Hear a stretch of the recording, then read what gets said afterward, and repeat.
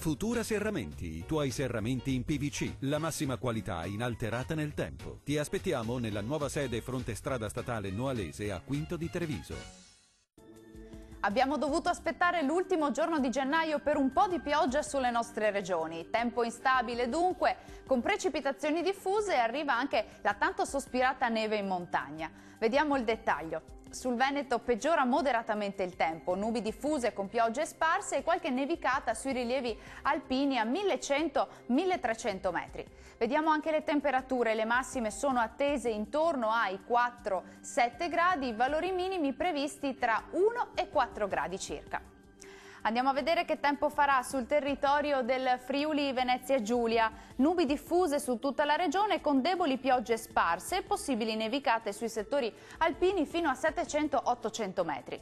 Le temperature massime sono previste tra 5 e 9 gradi, valori minimi attesi tra 2 e 6 gradi. Concludiamo con uno sguardo alla situazione del Trentino Alto Adige. Guardate qui, nuvolosità in intensificazione e deboli nevicate sparse a 1100 metri.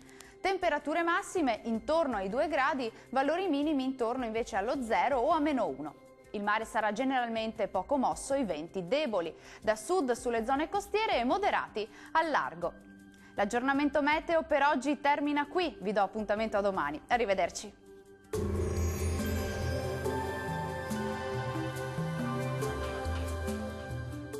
Futura Serramenti, i tuoi serramenti in PVC, la massima qualità inalterata nel tempo. Ti aspettiamo nella nuova sede fronte strada statale Noalese a Quinto di Treviso.